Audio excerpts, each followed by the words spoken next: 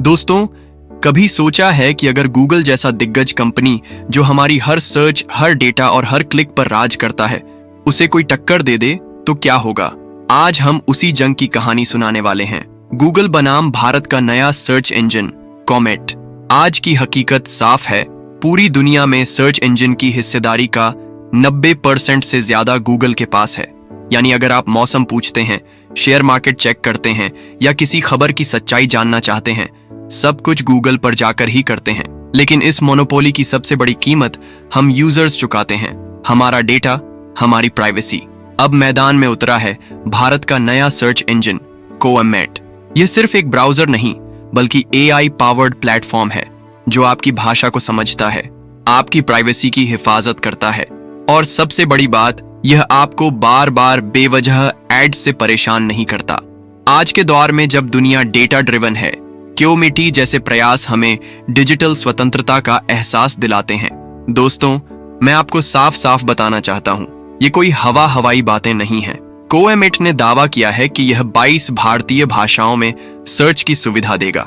मतलब अगर कोई बुजुर्ग हिंदी, पंजाबी या तमिल में सवाल लिखेगा तो उन्हें उसी भाषा में जवाब मिलेगा। यह सुविधा आज तक किसी ग्लोबल सर्च इंजन ने गंभीरता से नहीं दी। अब आता है वो मोड़ जिसने पूरे टेक वर्ल्ड को हिला दिया। भारत के एक बिजनेसमैन और परप्लेक्सिटी AI के CEO ने हाल ही में गूगल को एक ऑफर दिया, क्रोम ब्राउजर खरीदने का ऑफर। और वो भी कोई छोटा मोटा ऑफर नहीं, बल्कि 34.5 अरब डॉलर, यानी कि करीब 2,90,000 करोड़ रुपए। जी हाँ, ये वही क्रोम है जिस पर करोड़ों लोग हर दिन भरोसा करते हैं। अब सवाल उठता है, क्या ये डील सच में पूरी होगी? शायद नहीं, क्योंकि गूगल क्रोम को इतनी आसानी से बेचेगा ये सोचना भी मुश्किल है। लेकिन इस खबर ने एक साफ संदेश दिया है, भारत अब सिर्फ यूजर नहीं, बल्कि डिजिटल गेम चेंजर बनकर उभर रहा है।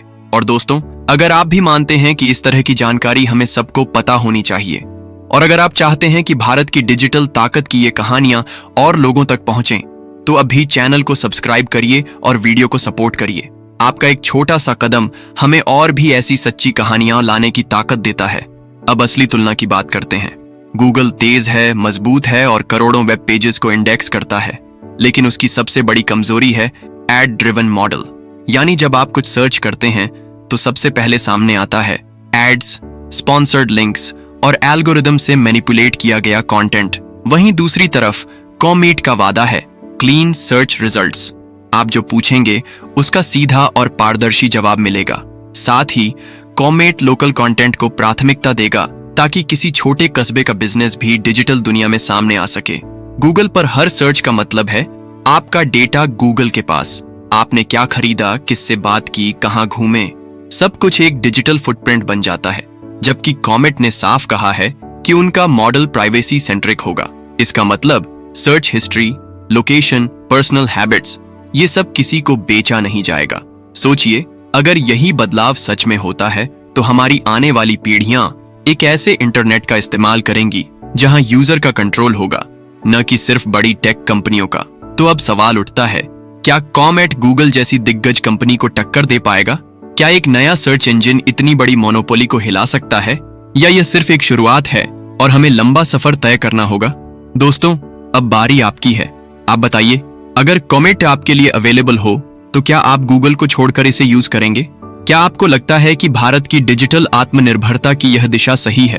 और सबसे अहम, क्या गूगल जैसी कंपनी हमारे डेटा पर मोनोपोली रखनी चाहिए? नीचे कमेंट में अपनी राय लिखिए। आपकी एक एक बात इस डिबेट को और मजबूत बनाएगी।